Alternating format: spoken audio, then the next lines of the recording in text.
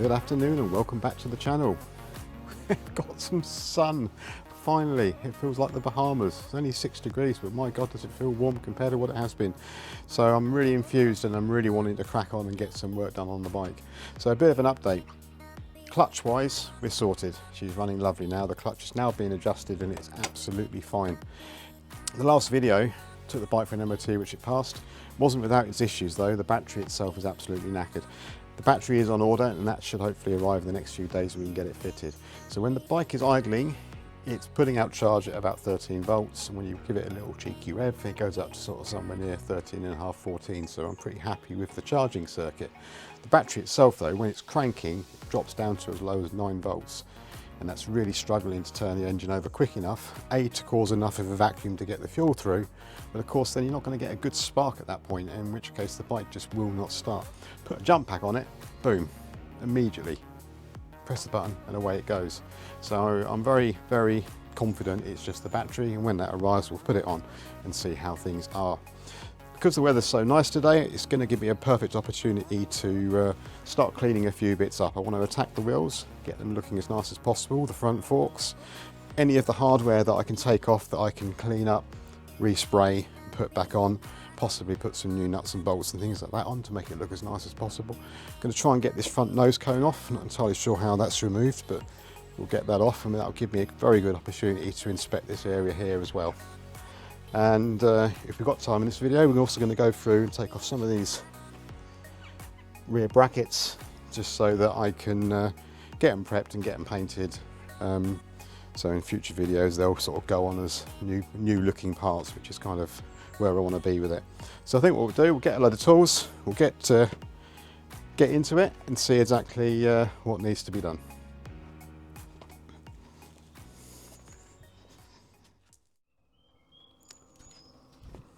First thing I want to do is take off this nose cone. It looks pretty straightforward. It looks like I've got a 10mm bolt just here, just down here, one just here, and then the two the other side, and then a bit of a wiring harness because I think it does come off with the indicators. So I'll just quickly whip that off. Hopefully it won't be too bad, and then we'll get a good look underneath and see exactly what we're dealing with.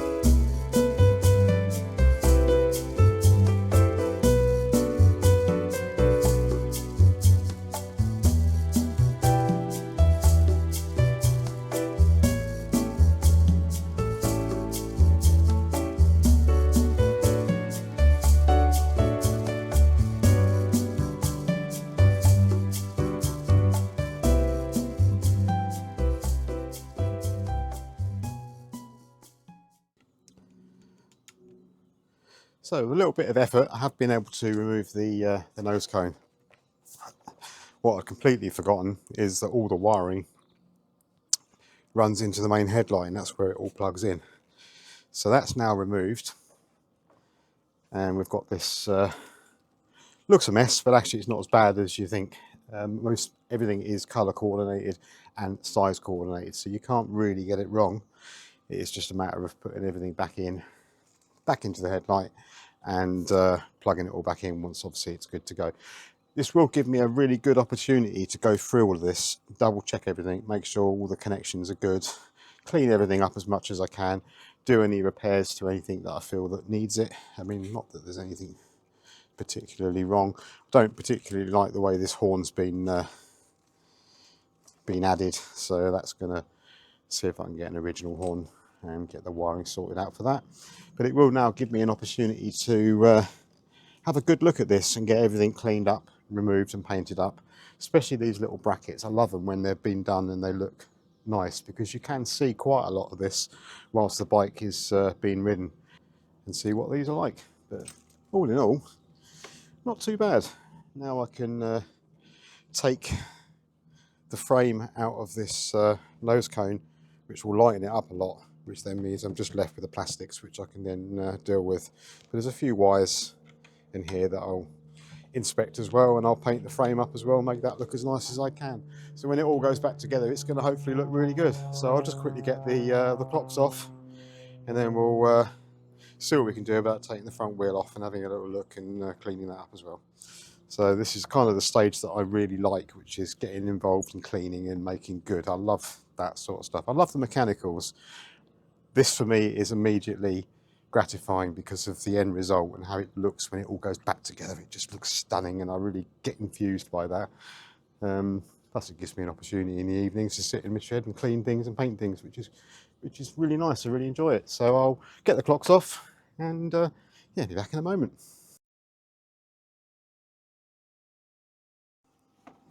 So clocks are going to be nice and easy to take off. It's also good, or best practice I find, when you remove things, try and keep all the hardware bolted to it. Because when you're putting things back together, unless you've got a really good memory, and it might be some time, it could be months before this goes back on. In some cases, it certainly was with the ZZR. But just keeping all the hardware in the right orientation just makes it a lot easier when you go to put things back together. So it should just be now just a simple matter of unscrewing. He says simple. Things are never always simple on old bikes. Yeah, that's way too tight. So I'll just go and grab a tool. I've said this before in other videos, but a set of plumber's grips, just brilliant.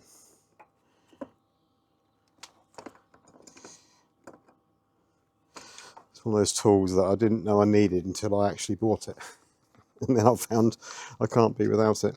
Cool, so that's the speedo disconnected. And because the wiring's already been unplugged, other than this one yellow, that can come straight off. Super. Set of clocks, anybody? Right, excellent. So now I can see that I've got just this bracket to take off and the horn. And that will get me good access to the frame, the top yoke, bottom yoke, where I may take off and clean up and spray up just because I want it to look as nice as I can. So I think I'll take this frame off now with the horn, or whatever this horn is, and then yeah, we should be in good shape.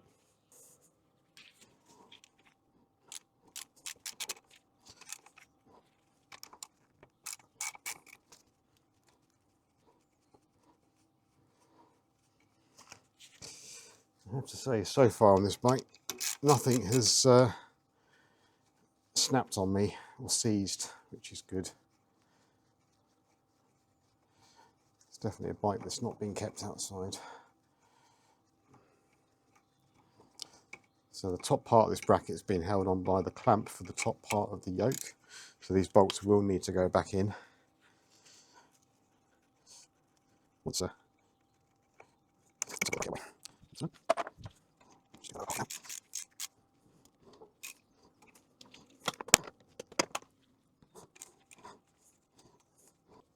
It's funny because I could just have easily have got this bike MOT'd and sold it immediately on and made a few quid.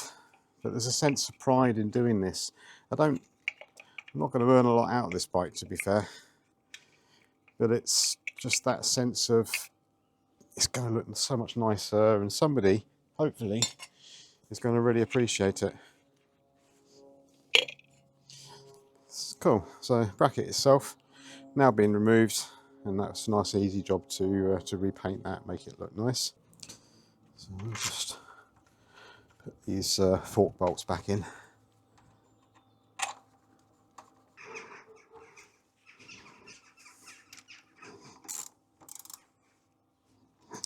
Excellent. And now just the last little bit is going to be this lower bracket.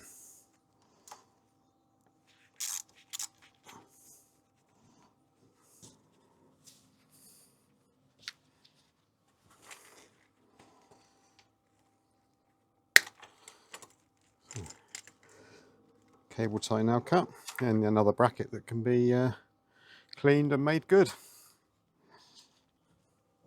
So the wiring doesn't look too bad, but I will clean all this up, and where there's breaks, I don't know if you can see, but there's breaks just here, I shall probably treat it to some new wiring loom tape, just to make it look as nice as I can. Now the lower clamp itself, or the lower clamp actually looks really good, so hopefully that will just clean up. The upper clamp in here, there's quite a few paint scuffs, so I may be getting a bit more involved up here. I'm not sure yet. I might just be able to touch it in and make it look good, but we'll see. So for this front end part, for the moment, it's as much as I want to do. So I'm going to now take a look and see just how easy it is to take the wheel off. But before I do take the wheel off, I want to make sure I get the bike into a position where it can stay for a while.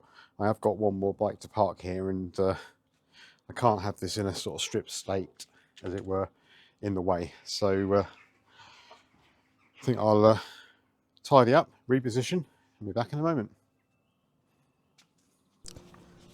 So next job I want to do is to remove the front wheel. Before I jack the bike, and I'll explain what I mean by jacking the bike in just a moment, I'm just going to see if I can get this nut undone. There we go. Just because I'd rather the weight be on the front first whilst I just loosen things off. Just makes things a lot easier later on trying to undo it with the wheel in the air, because that's just going to be almost impossible, and almost certainly how accidents are going to happen. So I'll just get a it's 12 mil, a lot of 12 mils on this bike.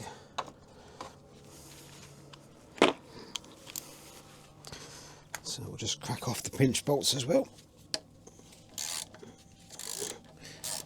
They're never that tight, pinch bolts on the fronts.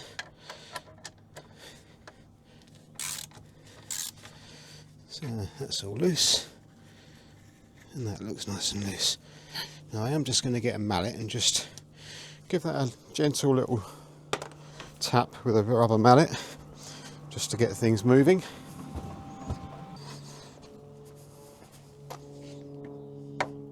Lovely.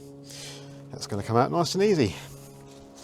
So I'm now more than happy to jack the front of the bike up. Now, because I've got a centre stand, the centre stand is a pivot. Now when the bike's on the centre stand, the rear wheel is going to be up in the air, as you can see. There you go, rear wheel spins. So by placing a jack with a tiny block of wood just at the front, underneath the sump, finding a nice strong corner piece, just a little bit of lift will get that front wheel off the ground. Bike will be nice and stable because it'll be like a tripod in that respect. And yeah, the back or the front wheel should lift off nice and easy and come away quite simply. So I was going to quickly jack it up now, and be back in just a moment. So all I've done is I've just popped a little block of wood under there which is locked in, and I've put my jack, my bottle jack, underneath and just lifted. And what that's done is that's pushed the back wheel, or forced the back wheel down, which is locked onto the concrete. Now it's worth also noting, even if all of the pressure came off this jack overnight or something like that and it dropped, it's only going to drop down by around about 1 centimetre at the most, which basically means even if all this went, it wouldn't actually matter. It means I wouldn't be able to get the front wheel back on without jacking it back up again, but just as a precaution I've done it that way, so that if it does drop overnight, it's not going to cause me any dramas. So I think what we'll do now is get the front wheel off. See a bit of corrosion here, so something else to clean up. We'll get the front wheel off, and yeah, let's see how things are.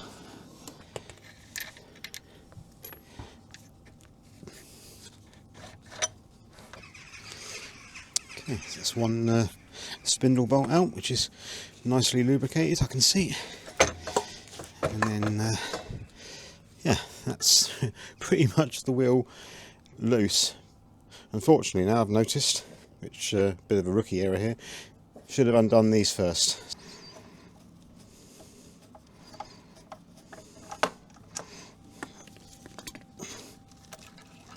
Okay. So, should now be able to take the front wheel off clear. I'm sure that will. Here we go, and we're out. Excellent. So I did notice that the wheel was quite hard to turn, so I do fear I'm going to have to do a little bit of work on these brakes. So it was worth doing this today. So just for now, I'll put the caliper back on, and I didn't want to put any more pressure on this banjo than necessary. Now I think I am going to have to overhaul these calipers, because I don't believe that one of the pistons aren't returning quite as they should. So I will be taking these off at some point in order to get them serviced, and I will actually probably do a video on that, because I think it'll be quite useful. But for now, kind of got it stripped down to the place where I'm happy. I may well take the I keep saying fender, but we're not in America, are we? I keep the front mudguard. I may take that off along with the central kind of brace support, and I might take the fork legs out actually and just give them a good inspection, and it gives me an opportunity to get them really clean and just check them over. But they're certainly not seeping any oil, and there's no corrosion on them or pitting of any kind on any part of the travel. So I'm very pleased with that actually. There's not too much here to clean up. There's a little bit of paint that I want to correct just in here and around here, but of course that's main frame, so I might just have to touch that in. But until I've got it fully cleaned, I won't really know exactly what I'm dealing with. Just for those that might be interested, how you check the bearings on your forks, it's quite straightforward actually, and you really need the bike to be in this position, but it is just a case of pulling backwards and forwards, backwards and forwards, backwards and forwards with the weight off. And if there's any play in here, you're going to feel it. But no, this feels really in order, so I'm not really bothered about taking all this apart if I don't need to. But yeah, a simple pull back, pushing forward, you'll feel any play in this, and that's essentially what they're doing in an MOT, is they're going to be doing that just to make sure that the headstock bearings are in good order. These are, so if it ain't broke, don't fix it. Cool. So back in my workshop now, and I've now got myself a whole load of little parts that I can clean up and paint. So that bracket you saw earlier, sitting on the fence with this horn, I mean it does work, but it's certainly not in keeping with the bike. Got brackets that support the front nose cone, the speedo drive. That shouldn't need any work, but I will clean it up. The main drive shaft, now I've put everything back together, including the spacer that came out of the wheel. The wheel sits down here, so that's now ready to be cleaned. And of course I can now take apart the inner bracket on this nose cone, so I can start to get that ready for painting. So all in all, happy with the progress today and what we managed to get done. So yeah, just nice to have some nice weather. Something I noticed is when you look at it like this, what a gorgeous looking bike. I can see this actually not having that nose cone at all and just having a round headlight, because it just looks beautiful. That tank, I don't know, it just I can see why some people like to modify these. Not gonna, but what a machine. The parts that have come off the bike are looking a little bit worse for wear, a little bit tired and a little bit scabby, so I'm going to degrease them all up, clean them up on the wire wheel so that they're ready for paint. Going to hit this with a little bit of acid etch just to so it sticks properly to the metal, and then use some of this Simmons high gloss tough paint. Now it does say that it doesn't actually require any primer, Instead I will just stick a little bit of acid etch on just to be absolutely sure, and then we'll give it a couple of coats of this black gloss, leave it to dry, and then the results should be fantastic. They'll just look really, really nice, and when they go back, like I said earlier, they're going to look super. So I think we'll get everything cleaned up and we'll get painting. So I appreciate I don't have a guard on my my wheel here. That is through choice because it does give better accessibility. However, I would strongly recommend never taking the guard off these wheels. So I'm just going to go over it slightly. Always wear eye protection too.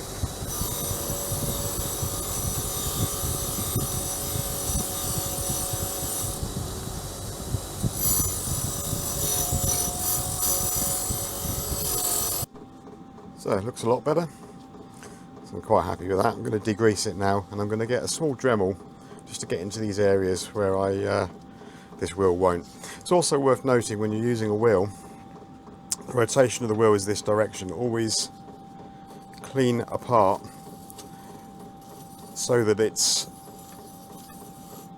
you're not doing this. You're not direction of the wheel, you're not pushing the part in at the top, because what it's going to do is fling it towards you if there's any problem. What you want it to do is almost drag against the wheel as opposed to push against the wheel. Just say, I'm by no means an expert, and I strongly recommend always using a guard on these, but it is my choice not to.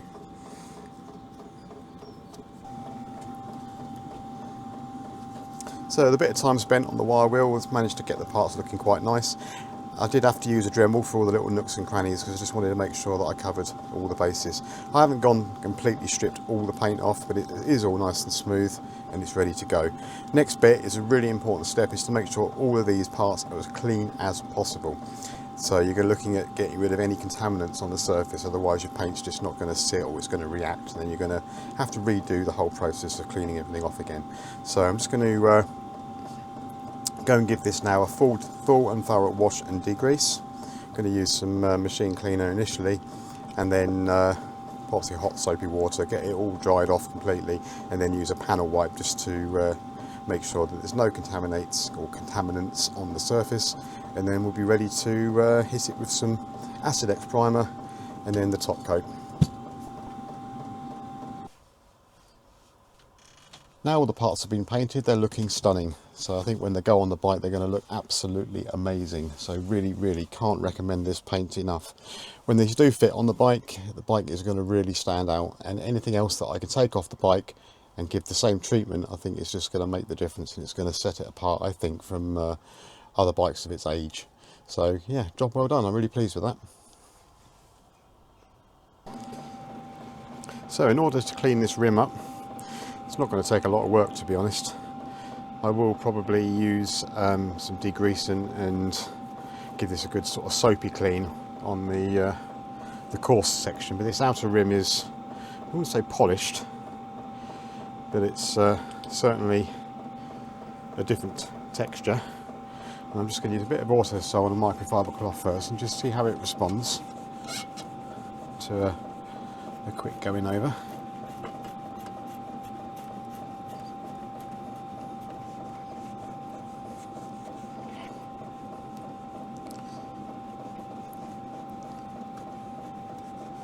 About autosol is you can keep rubbing it in and rubbing it in and rubbing it in, and eventually you'll bring the shine out without even buffing it out. Just keep working at it and working at it. Not applying a great amount of pressure, but just enough to lift all of that. And then if you look at the the state of the cloth, then we'll find a dry bit. I'll just give that a little look and see how it looks. It really doesn't take a lot of effort, and before you know it, you've got a, I don't know if that's coming out on the camera, but it was like that, and you suddenly get to the bit that I've just cleaned, and look at the difference. And it is just a case of going round the whole wheel, getting it as nice as you possibly can, and then once this other bit, which is not shiny, is just washed, I think it will really, really pop and it will look lovely. The disc itself is fine. The paint, this inner section here should be painted black. You can see at some point it was, and it's kind of faded. I don't really like that. When I did a restoration on the Yamaha Virago, and if I can get a picture of the discs when they were done, I managed to take the discs off, and that was repainted, which I'm going to do the same for this because I think it looks really, really nice. So if I can find a picture of it, I'll just stick it up now how it looks. But with that all painted in the middle, that kind of offsets and divides this up, and then with that looking as good as that on the rest of the wheel, and it should just be a matter of cleaning and just degreasing and making good, we're going to end up with a really nice looking wheel.